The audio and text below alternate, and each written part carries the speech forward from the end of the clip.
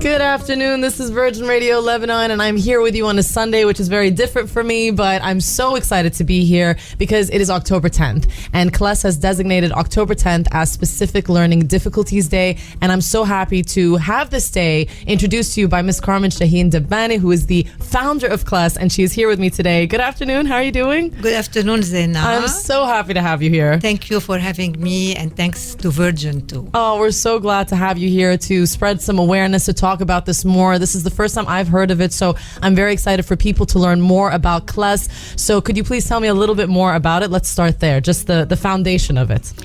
CLAS means the Lebanese Center for Special Education. Yeah.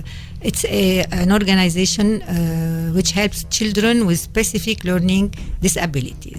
These are the children who face problems at school, who are at risk of failure and of dropping out. Absolutely, so, which I'm sure is very difficult for them as well as their parents as well when they are trying to excel in school, that these certain difficulties will hold them back. So what inspired you to take an active interest in it? Actually, it's a personal experience who led me to this field. Really? Yes, and my son, young man now who faced a lot of problems. In my family, also my father, I am a big hyperactive also. Wow. Okay. But the main idea was first to come back to Lebanon in the 90s when, all the many of the diaspora dreamt to come back. To come back here, absolutely. To live in Lebanon. And in the 90s, I did a little bit of a due diligence of schools in Lebanon. Right. And I didn't find a specialized school where I could put my son. They could properly give them the tools for him to excel. Yes, because we were mixing all the problems at that time. And so I said, okay, I will make a school for my son, as if it was as easy as it is. It's not. Of course not. You simplified it, but I love that you had that motivation to do it. You just took action yourself. If you couldn't find it, you said it's better for you to just do it yourself, and that's what you did. Yes, which is amazing. And I was living in Belgium, and Belgium is a country very, very advanced in this field. And I had the help of big specialists in Belgium who came with me to Lebanon, and we did a very, very detailed study to see if it was possible. And then they explained to me that, listen, Carmen, it's not like this. We cannot make a school. We have first to raise awareness. Absolutely. And raising awareness, we have to do a center who can diagnose and really determine what is the problem. Right. Because we kids at that time, the children having specific learning disabilities are not at all different from the other. Of course kids. not. You cannot compare. Specify them. No, of course not. It's a very specific number of tests that you have to do in order to find it. And you don't see it. Right. That's why I used to call them at that time the forgotten children. I like that. And we did all what we could to let them be not as forgotten as before. Absolutely. And today we have 8 centers. Across the country. Across the country. That's amazing. Okay, so when children come to your center, what exactly do you provide? How do you help them? Yes, our centers are composed by teams, specialized teams, composed from speech therapists, psychomotrician, and the psychologists. Okay. And they make an assessment. Right. First for the difficulty of the child. To specify what it is. Yes, and they decide: is it dyslexia? Is it dysphasia, which is difficulty of talking? Is it dyspraxia, difficulty in space? Right. Is it dyscalculia, difficulty in in numbers? Or is it ADHD that everybody knows? Right, very commonly so. Yes. And according to the difficulty of the child, they will determine if it is once, twice, or 3 times a week.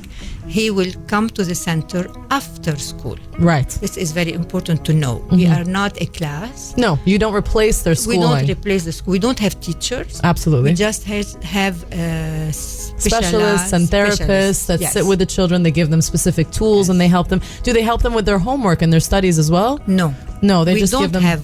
we don't help with homework. Absolutely. Okay. We help with dealing how to do the homework, maybe. Absolutely. How to live with your problem. How to make it positive. How to take an advantage of it, and or how to avoid it and find the strength in you. What to is manage your point of so you can enhance that. You can make those difficulties an enhancement and in strengthening your skills towards them then. Absolutely. Okay, well, can somebody be free of a learning difficulty with proper treatment, or they're managing it better? A specific difficulty is not an illness, it's not a sickness, so there is no cure. Okay. You live with it all your life, but you know how to live with it. You know how to succeed with it. So it's less challenging. It's less, yes. And you have, we can cite many examples, like your big boss, your Richard Branson is a big dyslexic. He says it. That is himself, correct. Yes. So they can be very successful in life, and at least they can have the equal chance to be successful if they have the proper treatment. Could you share some success stories with me? Yes, a case I remember very well because yes, it is one child who was dyslexic and who suffered from what they call selective mutism. Okay. He didn't speak at school. All right. At all. Only he spoke at the house. In home, he was speaking. Outside, it's like a muting. Wow. And since he started coming to the centers, little by little, he started having confidence in himself, starting understanding why he is like this, why he doesn't read like everybody. Right. The parents also, everybody started to understand the child, feeling more confident, and then little by little he opened, and then he could really continue his life at school. That is wonderful. That is and that's the thing. If we did not have a center like that in Lebanon, which back in the day we didn't, they would have just given up on a case like this and not sent him to school anymore, because you do have to have very specific training and patience in order to encourage a child to gain that confidence in order to overcome that obstacle. And I don't think that could have been done if it wasn't for CLES as a center providing those tools. So that's absolutely amazing to know that is there. Now, you guys have also launched something amazing called Care and Art, which I'd love to come back and discuss with you. So we're going to go into a very short break, and we'll be right back.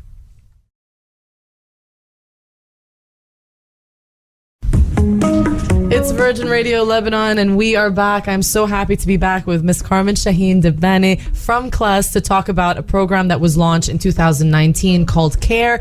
Could you please tell me a little bit more about Care, but more specifically, and I know this, but I want people to hear it as well, the heartbreaking confession from a child that actually inspired, that statement inspired, and it's what led to Care by CLES. So could you please tell me a little bit more about that?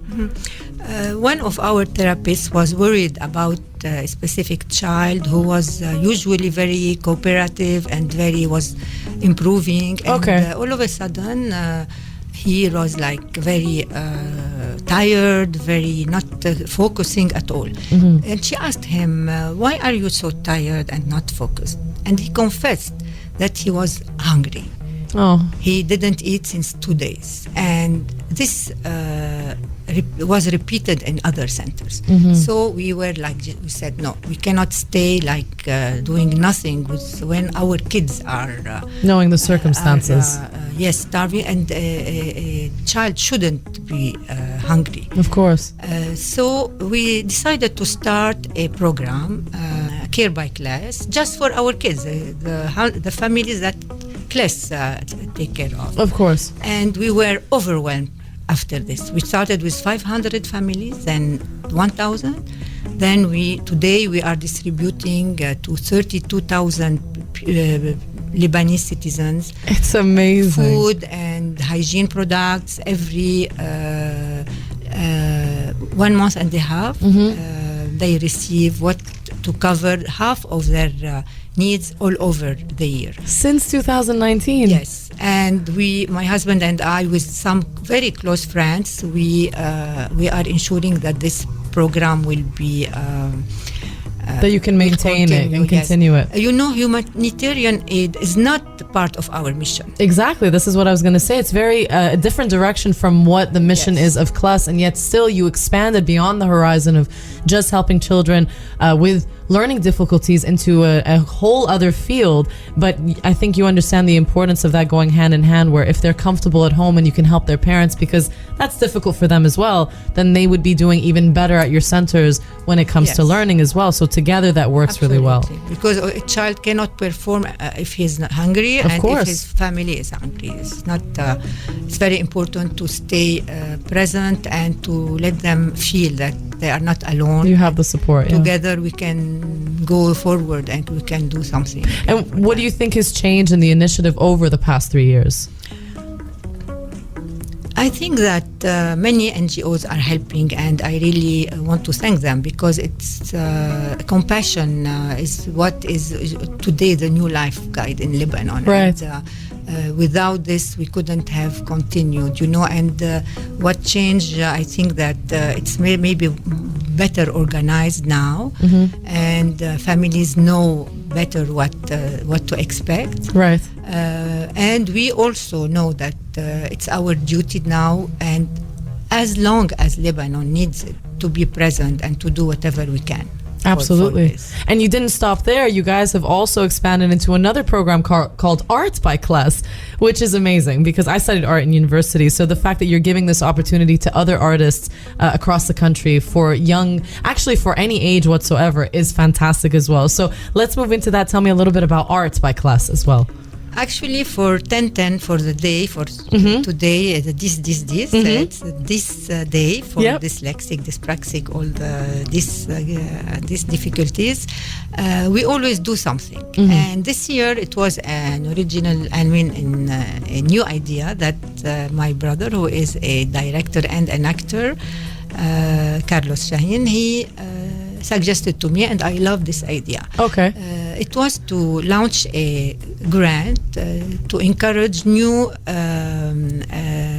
movie and directors and scriptwriters, artists, and young Lebanese to write something and produce short movies talking directly or indirectly about specific learning difficulties.